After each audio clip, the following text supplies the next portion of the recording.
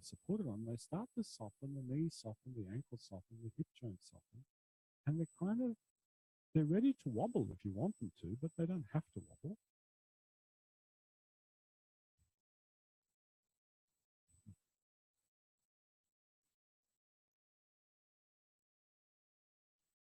That's it.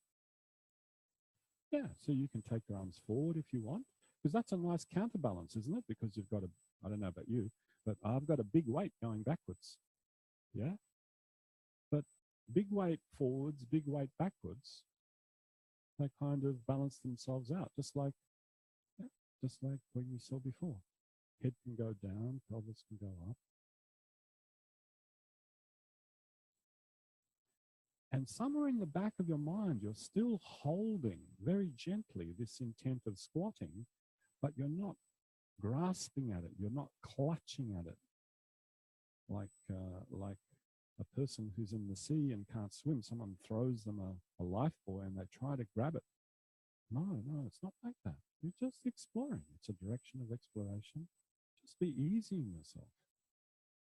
You don't have to go anywhere. You're not drowning.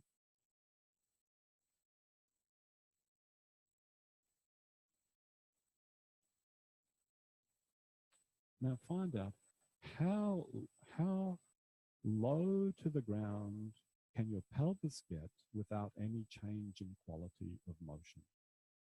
And let quality be the determining factor in your descent.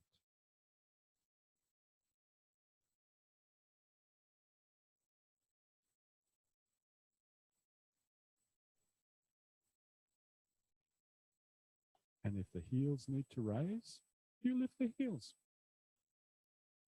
So long as it doesn't disturb the quality, it's fine. And remember about creating scenarios that afford you to do something. If you want to stand with your heels on some sort of pad, and that helps you to go into squat, my God, why don't you just do it? Why don't you get yourself a piece of padding and just stand under padding and go into a squat?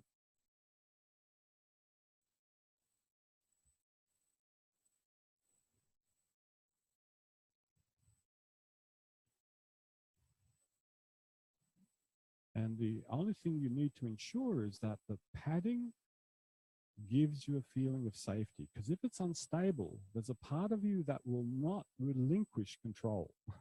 Just won't. It won't let you fold.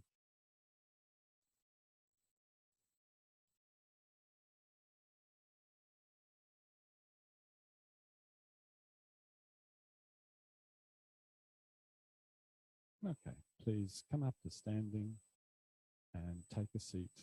Pause for a while.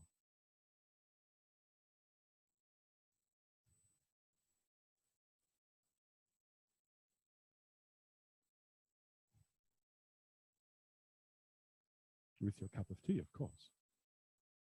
Would you like a stool? Okay.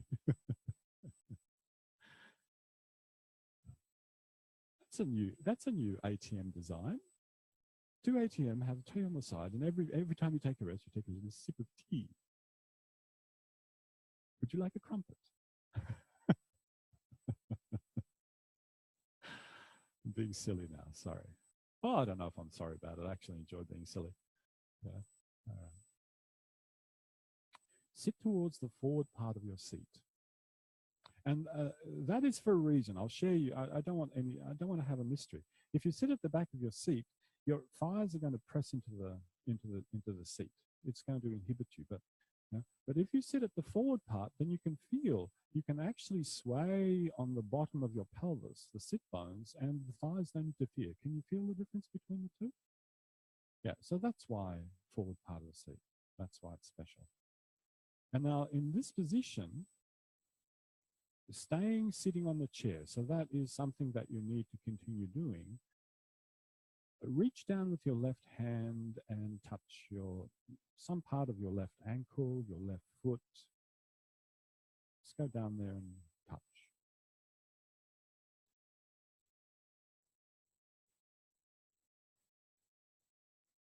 And then come up again.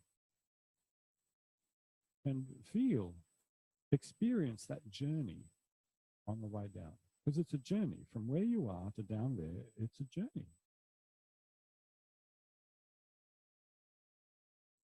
Just the left. I haven't specified. And you know, when something's not specified, that means improvise.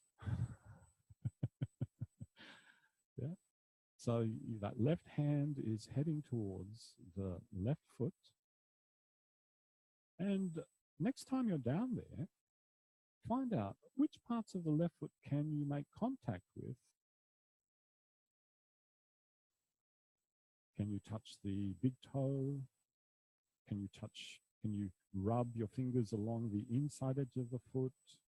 Can you actually take the fingers and go all the way around to the outside edge so that you're touching all the way around? Some of you might be able to get the fingers around to the heel, but just find out, where can you touch? And if you can't touch the foot, then of course you can explore the ankle or slightly higher up. So where can you take the hands? Because if you form in your mind the idea of I can't, then that idea is constantly circulating around in your mind, and you're setting yourself up for I can't. Now that might be realistic, but if you're setting yourself up for I can't, then how will you ever?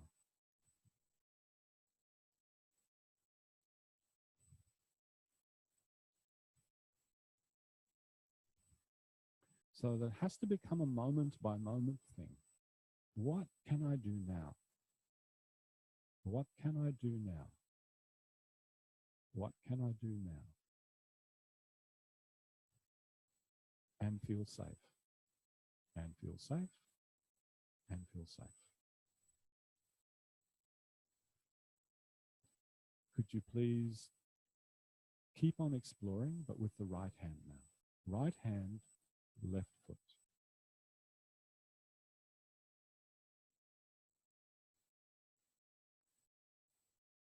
And some of you put pads underneath your feet. Great. I'll have to keep on repeating this because it's great to see it happening.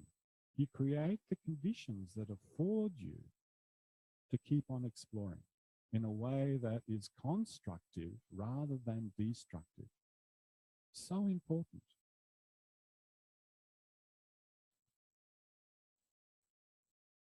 And you'll notice that to bring that right hand to the left foot, you'll have to come across onto that left buttock. Can you feel that? Now, that was already maybe happening with the left hand, but notice how much more prominent that is when the right hand crosses the midline and goes to the left. So there you are, sitting on your left buttock.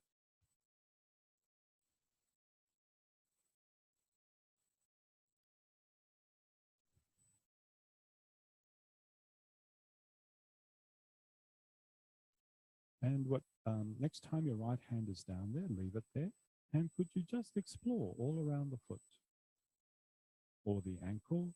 And for those of you who can't even get to the ankle, just explore the contact in the calf. You go, oh, that's pretty firm there. Oh, there's something firmer there. I think that might be bone. And if you can generate interest, well, time just goes by so quickly because you're interested. Or as some of the students in my awareness through movement workshop say, oh my God, has that been an hour? I thought we were only going for a few minutes. And they weren't asleep.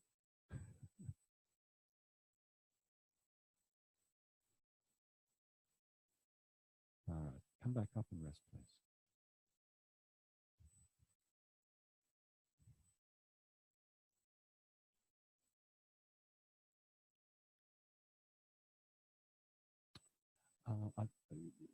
I think you'll find a chair better. Yep. Do you want me to go and get you one? Okay, well, So no problem. If you would like to sit there, stay there. But know that there's a certain moment in this lesson. If you feel you need a chair, take a chair.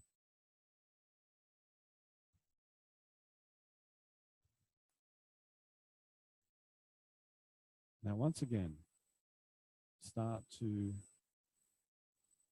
incline your torso forwards and bring both hands to explore the foot.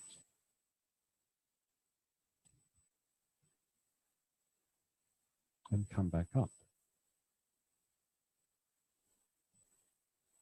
And just stop and reflect a moment on the trickiness of language. Yeah. In this instance, language is a wonderful thing because I can say the word incline and you know all what that means, incline your torso forward, but it specifies nothing about how it's composed. So think, you could incline the torso forward like that. You could incline the torso forward like this. You can incline the torso forward like that. And you can incline the torso forward. Well, if you really wanted to count all the ways, we'd be here till Friday. So how many ways are there to incline your torso forward?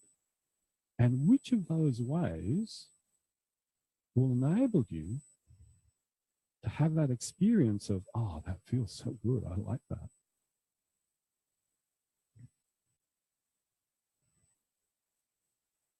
Or that enables me to get down there and I can still breathe.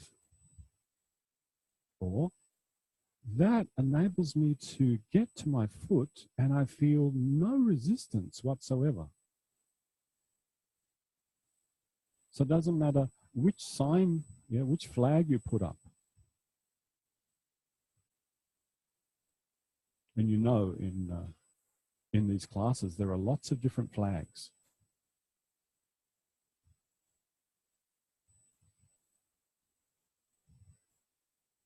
The flag that you don't want to get is the red flag in soccer, off the field. You don't want that flag, because that means we have to take you to hospital. That means you've hurt yourself, or you've created discomfort in yourself. That's the red flag.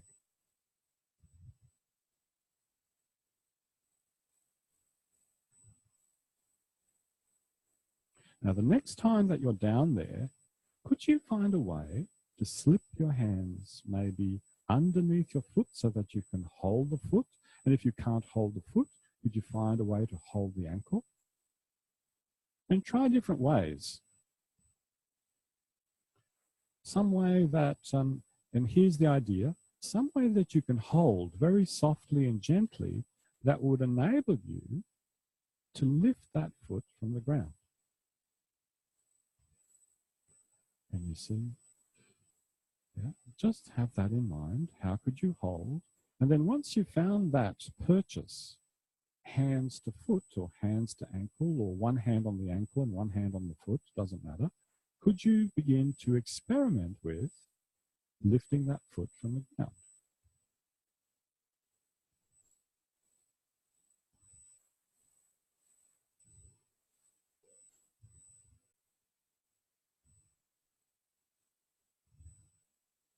The giggly part of the lesson. Excellent. That's good.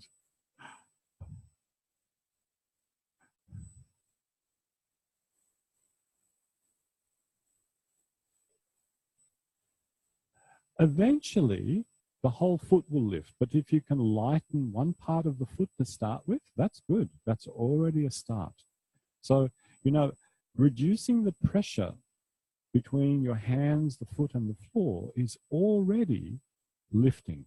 That's already the act of lifting. Can you recognize it as such?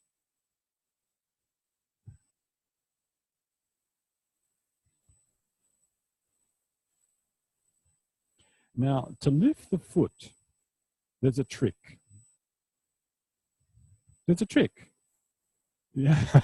It's not a complicated trick. Next time you're down there, notice on which buttock are you resting.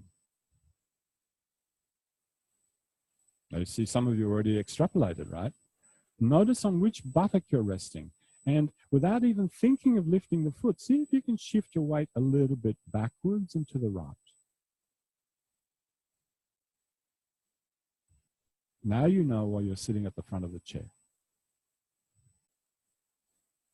And feel that if you do that and your arms are like ropes attached to the foot, eventually the foot kind of lifts. It's a what? It's an elephant in the room. It's a yeah.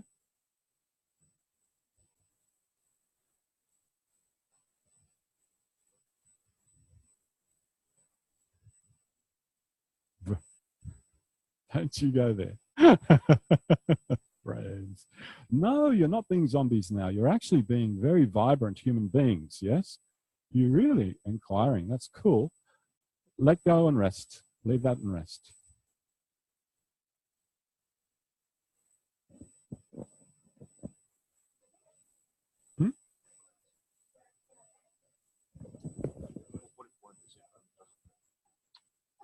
We'll get to that. I know.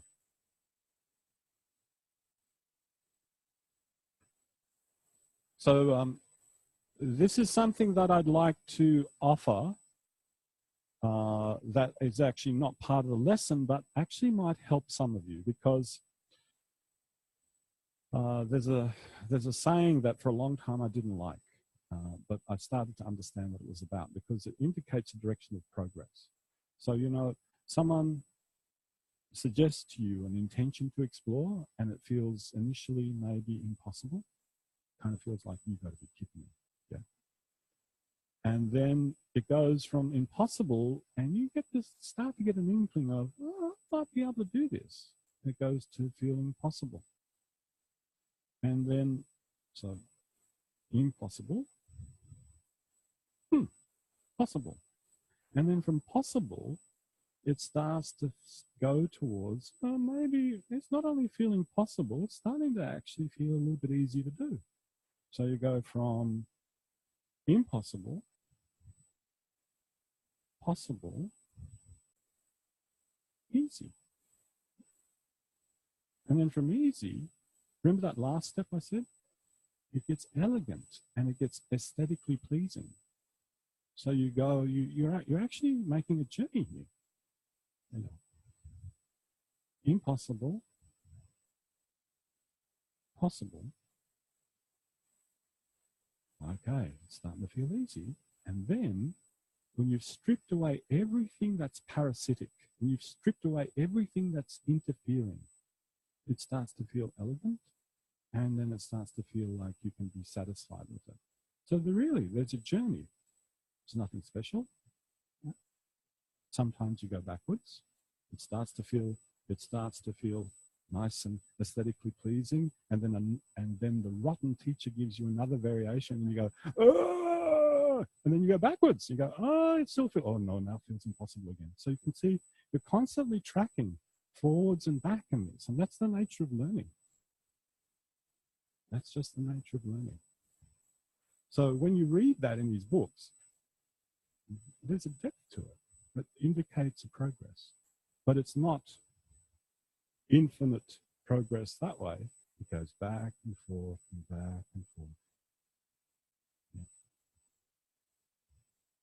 So now, lean into the back of your chair.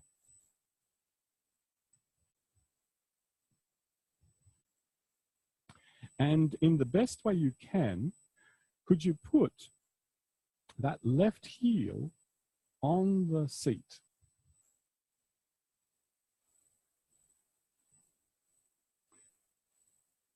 And now, could you wrap, or actually I prefer this, could you give your left leg a hug? That's it. And now very, very lovingly, could you, sorry, I'll stop that. Could you just bring your left thigh a little closer to yourself and then release it? Just that.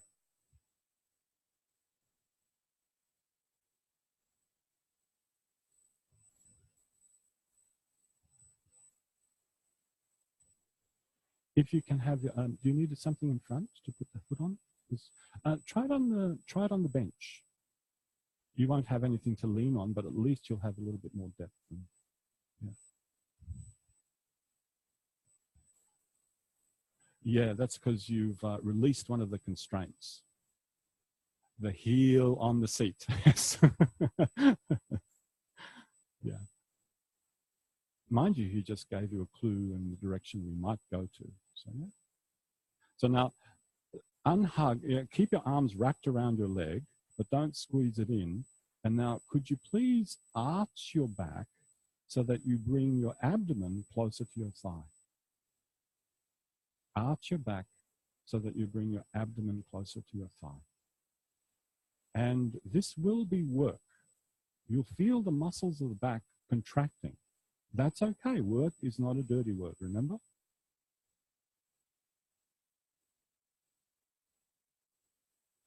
So a moment ago, you were bringing your thigh towards your abdomen by hugging it and using your arms. Now you're just leaving your arms free and you're using the musculature of your back to arch your back, to roll your pelvis, to bring your abdomen to your thigh.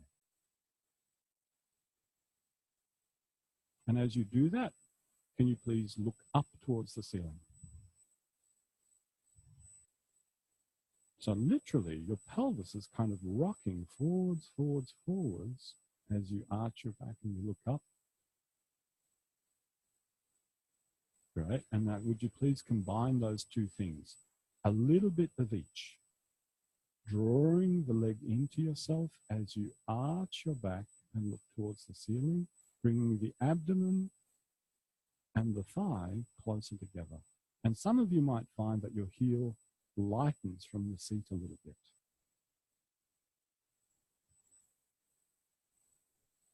Now, if you look down as you draw your leg in, that means your spine is going to want to flex. So as you draw the leg in and bring your abdomen towards your thigh, look up. That will extend your back, arch it. And please make that as pleasant as you can make it.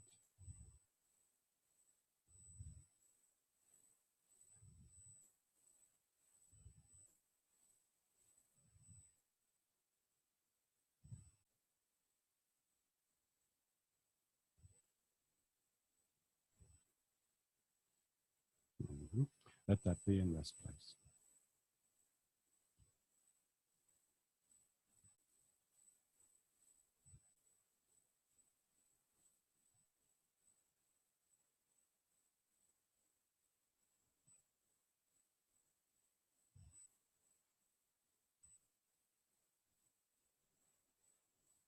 Sit at the front part of your seat. Have your feet apart at a distance that you know you could go down and make contact with that left foot. And go ahead, slide both hands down, make contact with the foot and feel, is there anything different? Compared to when you first did it, is there something that you're able to do a little bit more easily now?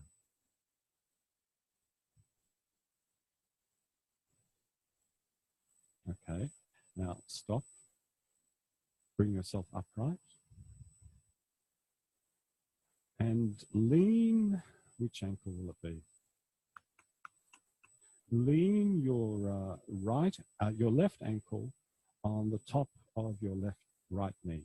Lean your left ankle on the top of your right knee.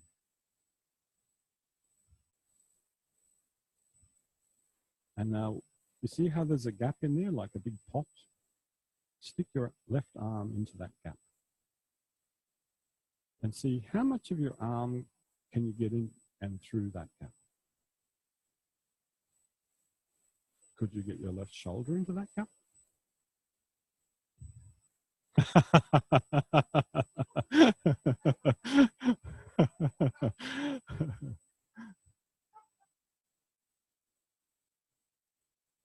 It's intentional. Which means this guy's crazy. He's asking me to put my shoulder in the gap. But is there a way of turning your head that will enable you to do that? Now, if you turn your head to the left, feel which direction the shoulder goes. But if you turn your head to the right and your ear faces that gap, does that make it easier to take the arm through? Yeah. Wow, that's cool. Look, we've got a shoulder touching a knee. That's nice. Now try the other arm. Stick that arm into the pot and stir it.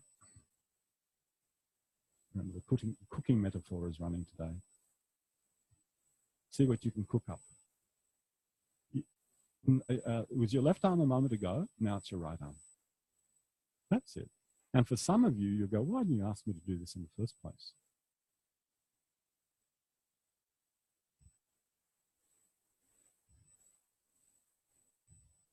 Good. And now that all of you know that you can put your arms into the pot, could you put both arms into the pot?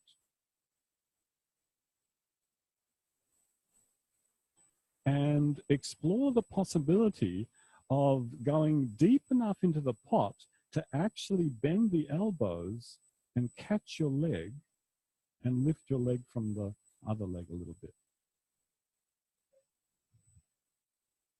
And you don't even have to, you see, once you've bent the elbows, you don't even have to lift with your arms. You just have to lean backwards and the leg lifts. Magic. You okay?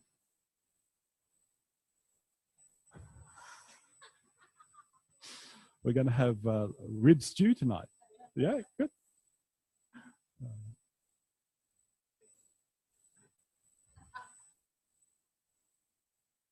Yeah, so notice that there's kind of a leverage that you can have here. If you just get to the right spot, you bend the elbows, the leg lands into the crook of the elbows, and then you just simply become upright and the leg lifts.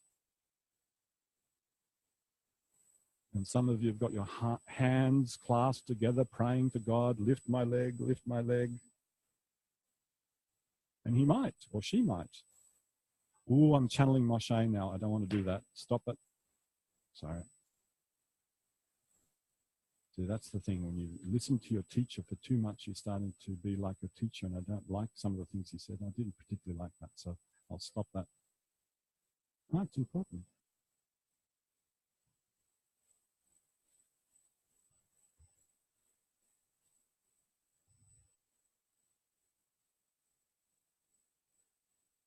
Rest a little bit.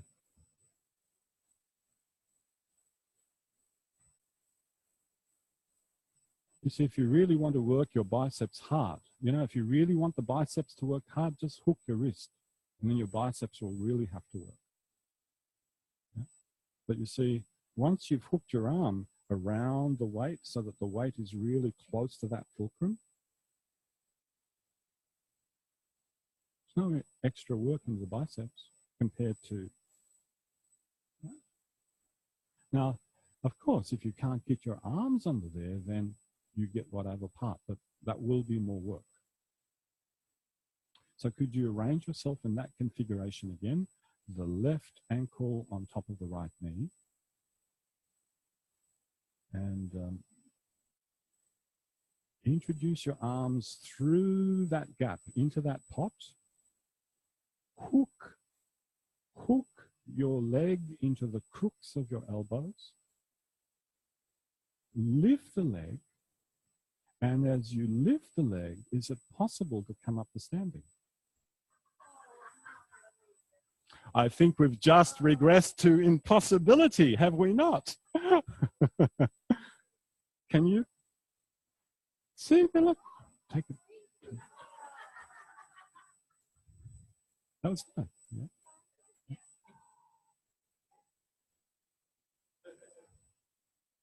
So now.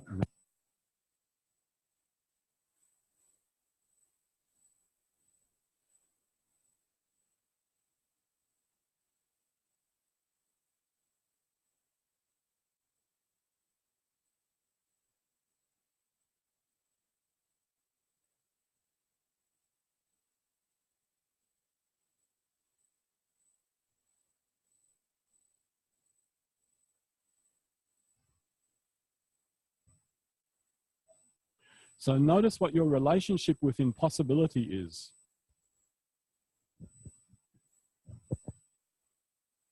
Does it stay within the realm of impossibility, or can you shift it a little bit to possible?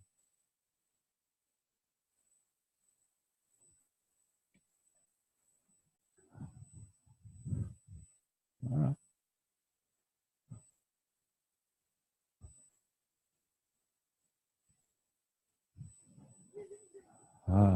What was that?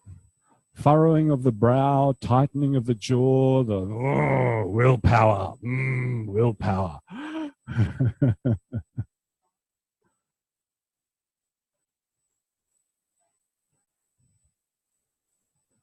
So you know when we apply willpower? When something feels impossible and you think you just can push through it.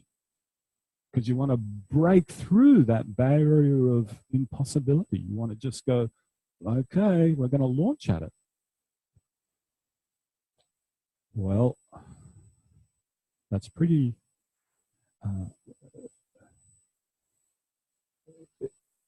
it'll get you what you want, but at a cost. Rest a little bit.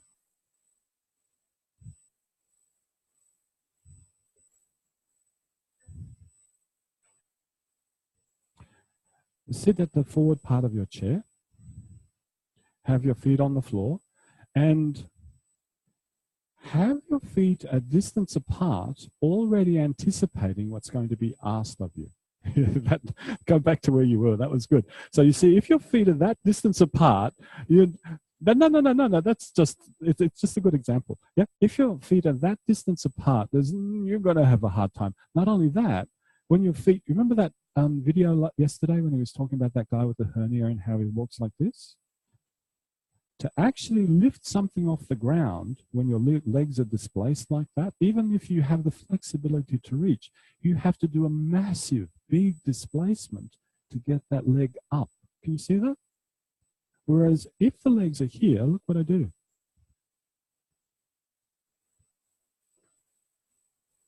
A bit like Aboriginal dance, really.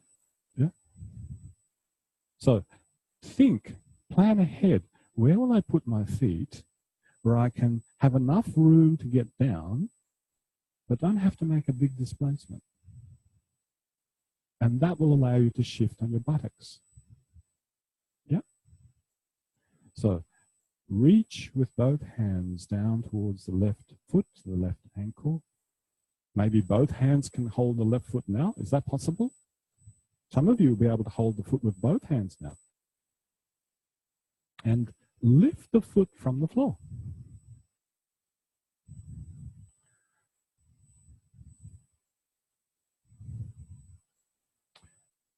That means you need to shift your weight. May I answer? Yeah. That means you have to shift your weight over to here, over to here. See how? Just keep shifting, just keep shifting, just keep shifting. There we go.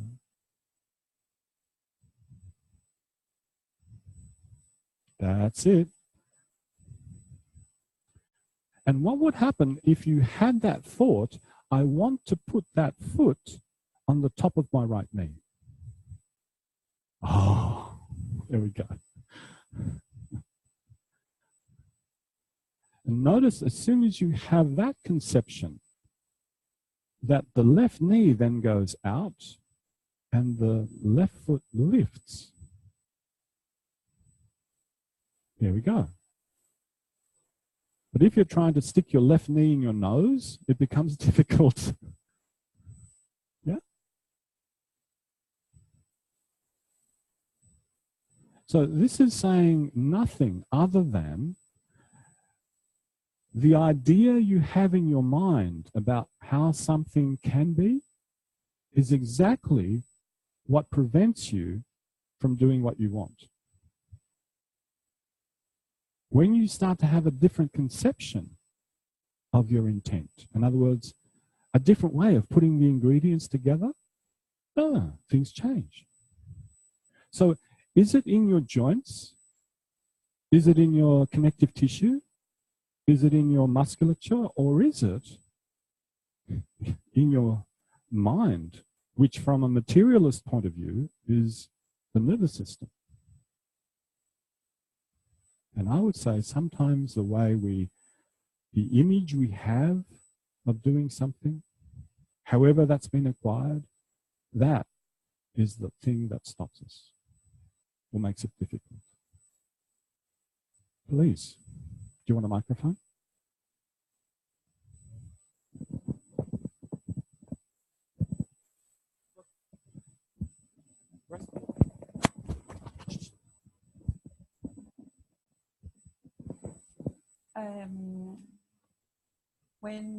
When I want to follow the instructions, it stops me pain. It stops your pain. And I was following the metaphor of cooking. If I go with the pain, it's like when you do mayonnaise and you break out the.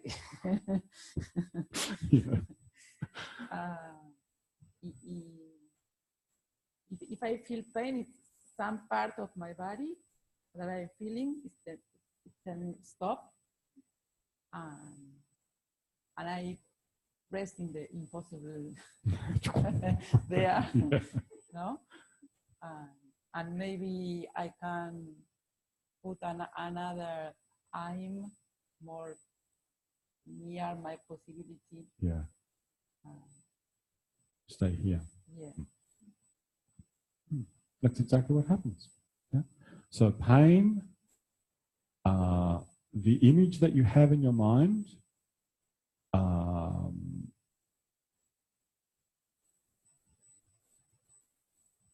yeah, I'll risk saying it, feeling like an idiot, like you don't know, all of those can keep you into the impossible, almost possible zone.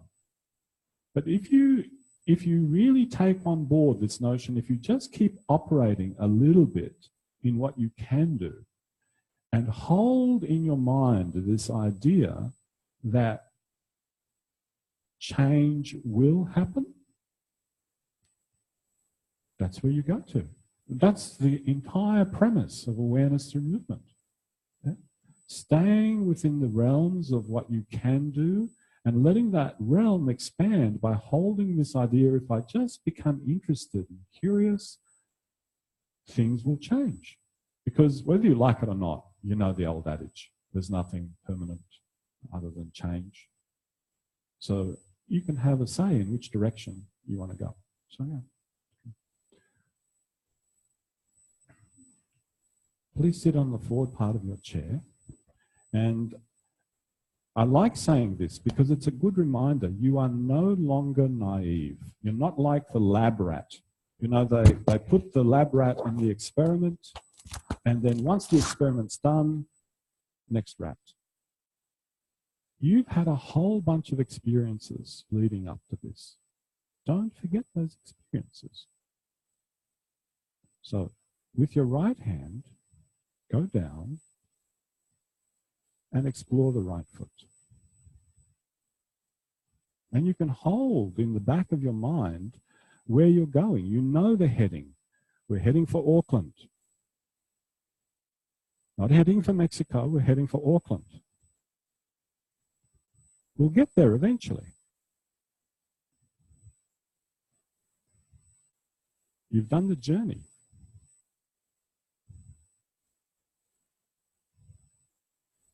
You know that there's something about turning your head to one way and turning your head to the other that makes a difference. You know something about the positioning of the feet relative to each other that makes a difference.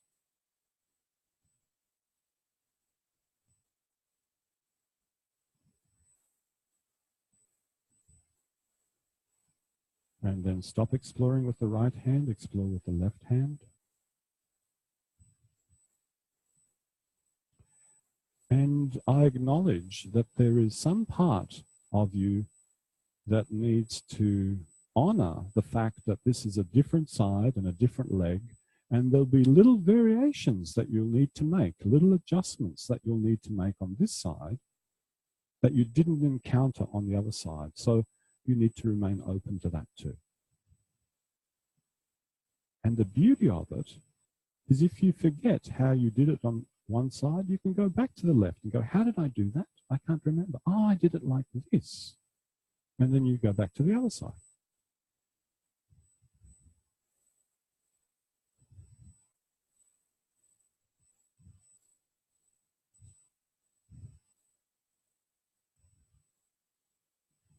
So, you know, there are some recipes in this world that allow you to look in the fridge and go, oh, I only have this today.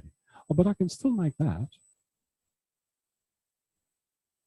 Ratatouille is one of them. Yeah, you can have different combinations of vegetables, still the same meal, it's just different combinations. So you're doing the same motor task, you're doing the same movement task, it's the same intention, but it just might need to be composed differently because who you are on the left is different to who you are on the right.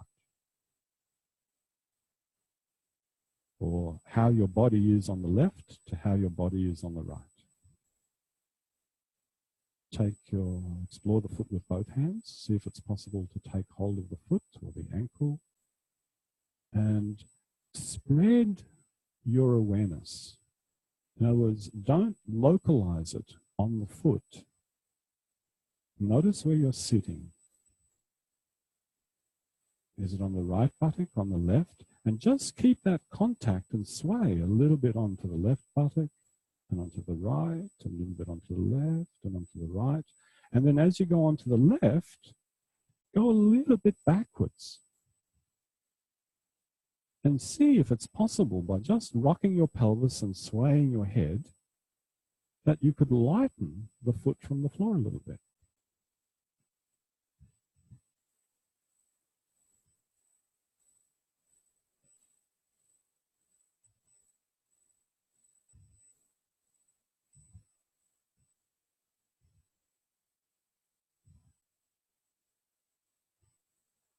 And both hands, the structure of the lesson is that both hands are on the ankle and foot, not just one.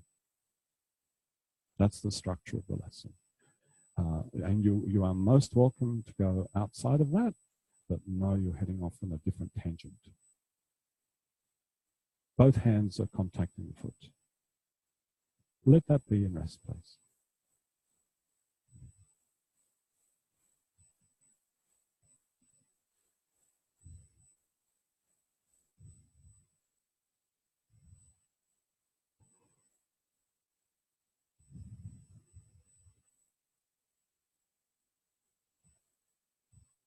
And I've just realized I've been pacing up and down the middle of this room so many times. That's because I haven't got a seat, somewhere to sit on. Yay. Somewhere to find home. I'll just sit here. Okay. Could you please put your right ankle on top of your left knee? And start to introduce that right arm into the gap, into the pot. And find out how much of that arm can you take through that gap. Just the right arm.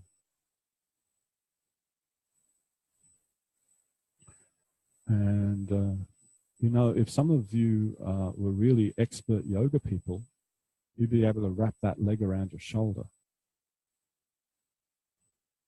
You've seen people able to do that, right? Yeah. Absolutely.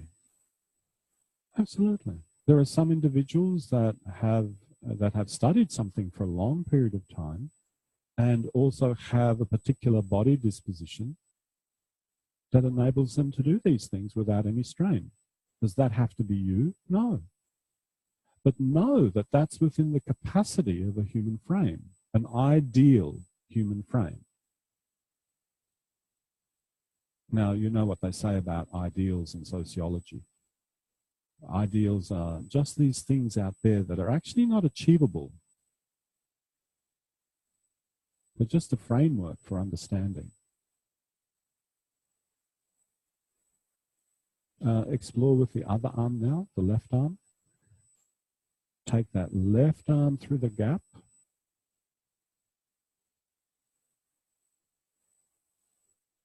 And it could be that when you take the left arm, actually, you're better able to twist to the left.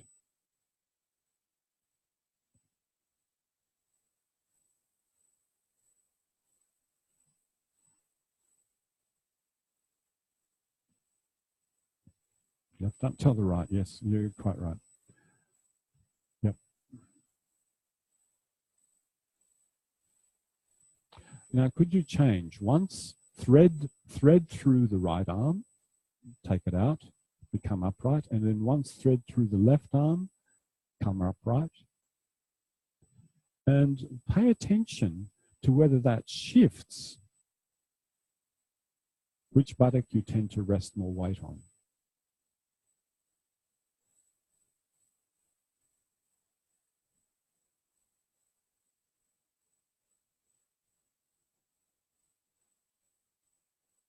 And then change your attention and notice how much you're folding in both of your hip joints.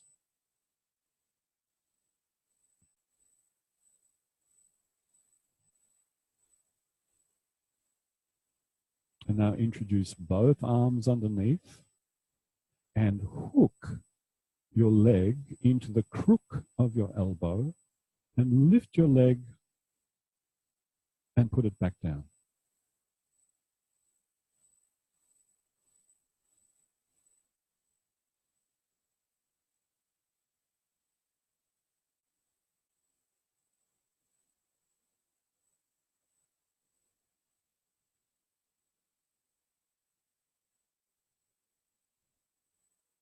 Great, let that be and rest, please.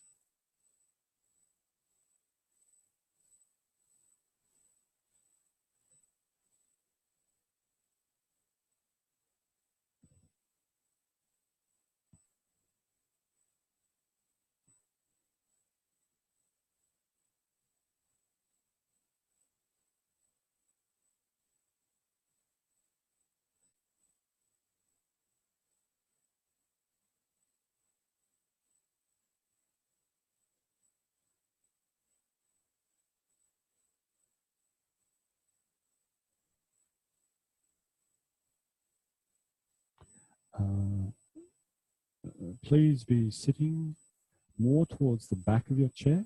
If you want, you can actually lean into the seat of the back of the chair. And find a way to place your right heel on the seat.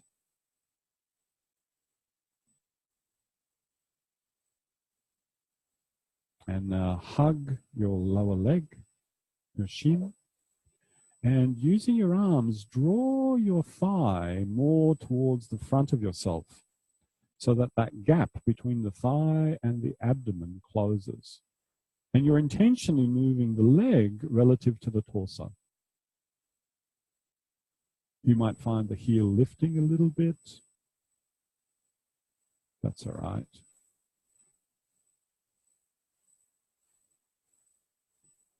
And now leave the heel on the seat and do the opposite now. Start to bring your torso, your abdomen towards the thigh and intentionally make sure that the heel stays on the seat.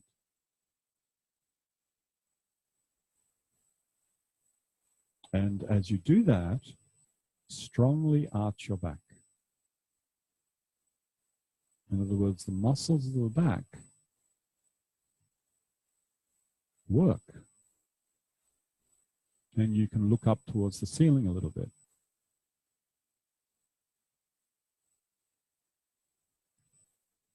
And then combine those two things, drawing in the leg, bringing the torso towards the leg, and the two mutually moving towards each other.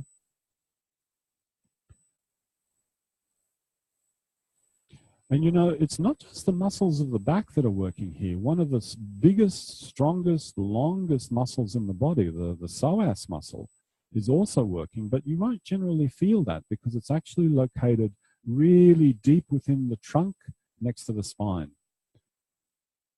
And you could be using that muscle to try to draw yourself forward towards that leg.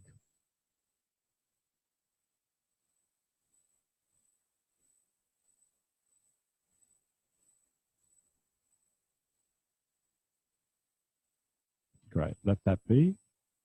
Pause a moment.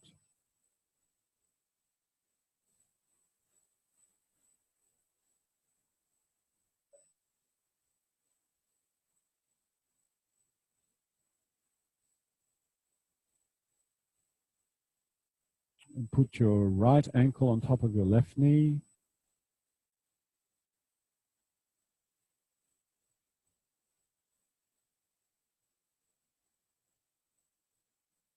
Take hold of your right foot with your hands.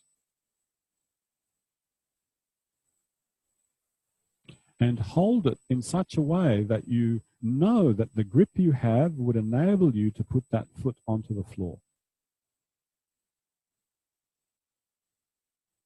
So just begin to lift that foot and take it into the direction of the floor and then come back. Just do that.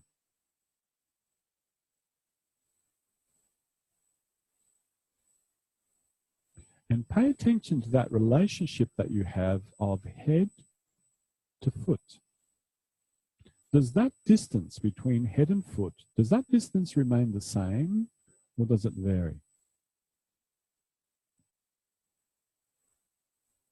And have you stiffened your neck or is your neck foldable?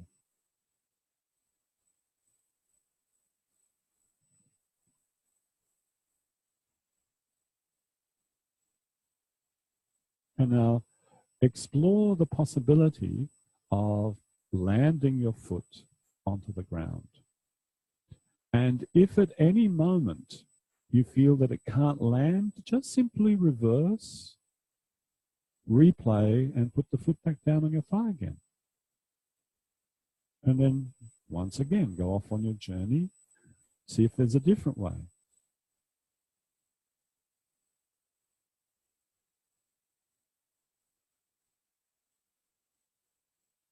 And lightly brushing the toes against the ground is a good start.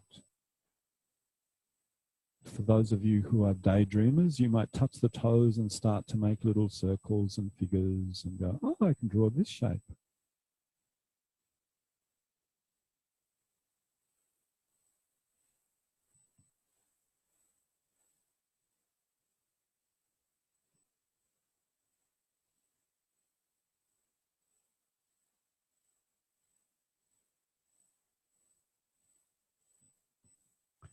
And I'm looking across the room and most of you are kind of doing it.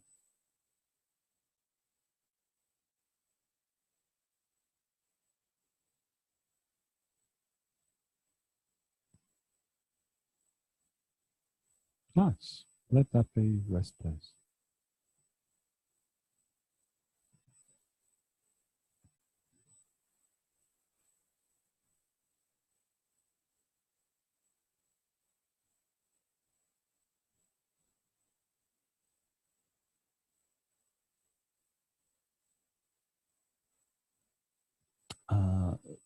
So could you now stand up from your chair and go to that place that you usually lie on the floor, yeah, but stay standing. So go to your mat or go to your piece of carpet or wherever your piece of real estate is.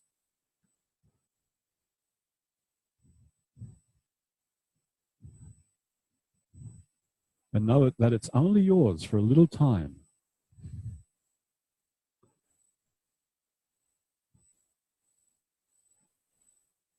Stand facing anywhere in the room you like. You want to face the back, face the back. You want to face the lithographs, face the lithographs. And now, form in your mind the intention of going into a squat. Just form it in your mind. And notice whether your idea of what that intention is slightly changed, having done that lesson a little bit. So off you go. Start to go down. and find out what's possible now.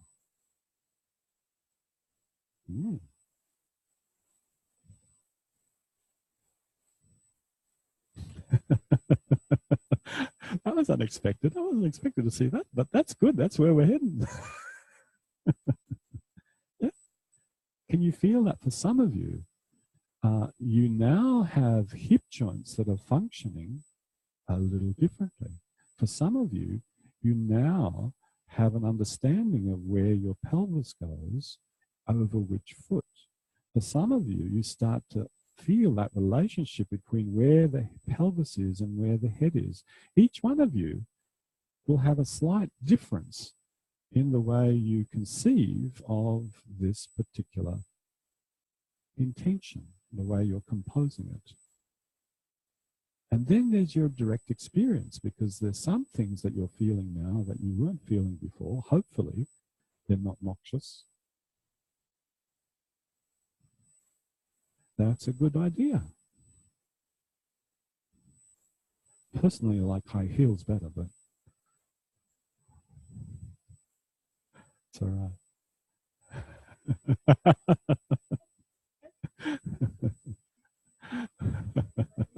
No, just letting you know that, I've had high heels. I know what they're like. Yeah.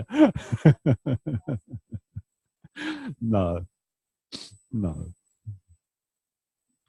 Now, whatever experience you have acquired from doing this lesson, could you just spend a few moments, and I literally mean a few moments, not a long time, just letting the head soften, the neck to fold, the shoulders to fold, and then at a certain time, there's that lesson where I just put my hand off to the side and I come to sitting with my knees flopped either to the left or to the right, and feel what that's like to do now. Oh, look at that. That was entirely reversible. Now you could stop that any moment. Yeah, nice. Nice.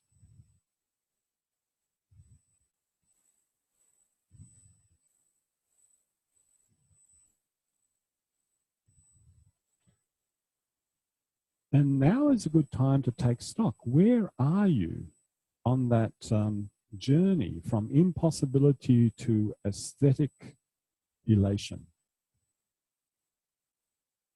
Have you moved from impossible to possible? Have you moved from possible to easy? Have you moved from pleasant, easy to it feeling pleasant to do? Aesthetically pleasing, maybe?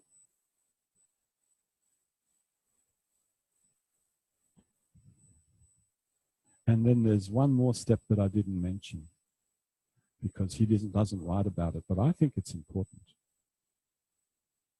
And that is really aware of what you're doing. That you have full awareness, whatever that means to you, of what you're doing, what you're feeling, what you're sensing, what you're thinking.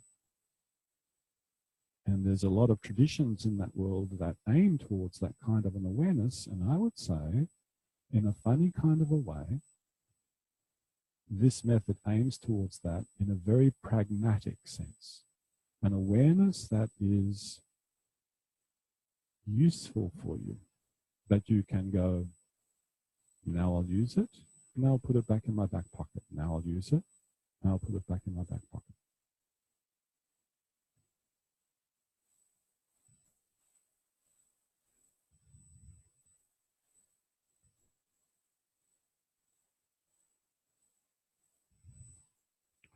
Wow, and you're all lying on the floor. That's wonderful.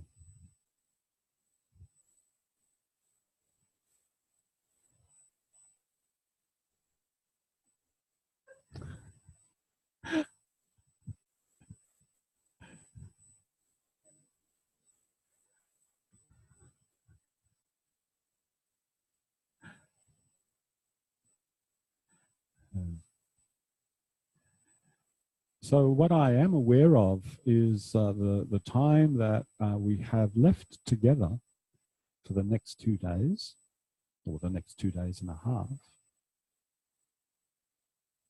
And on Friday, it would be, I would enjoy hearing from you those kinds of questions that you would like to ask, or those kinds of comments that you would like to make while we're still here together, rather than separated and interchanging online.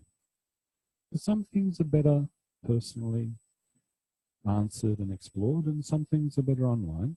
So maybe over lunchtime, you can think about, if you wanted to ask something about what we were doing this week, or something that is really important for you relative to what you've experienced in the last 2 weeks, what would that be? And write that down. And on Friday, Jenny and I will just see what we can, how we can interact with you, maybe answer some of those questions, listen to your comments, and then those things that can be carried through when we're apart, we'll carry those through and continue that. So please do consider that. And before we go to lunch, one more personal revelation, although it's not a confession, but it's just an acknowledgement that some people might have the same predilection. I think in my whole 4-year training, I never asked a question, ever. Because there was 110 of us in that room. And they didn't put us into small groups.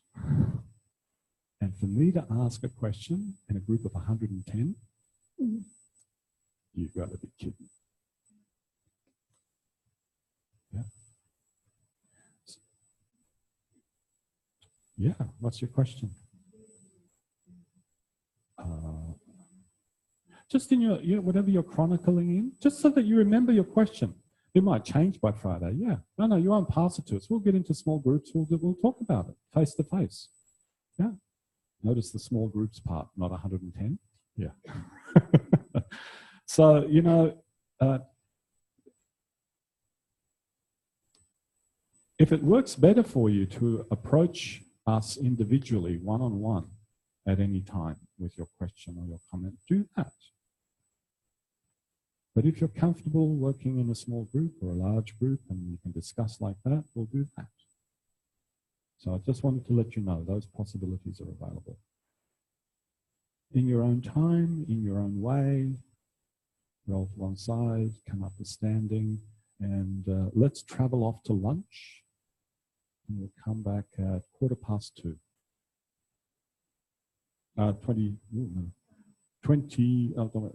20 past 2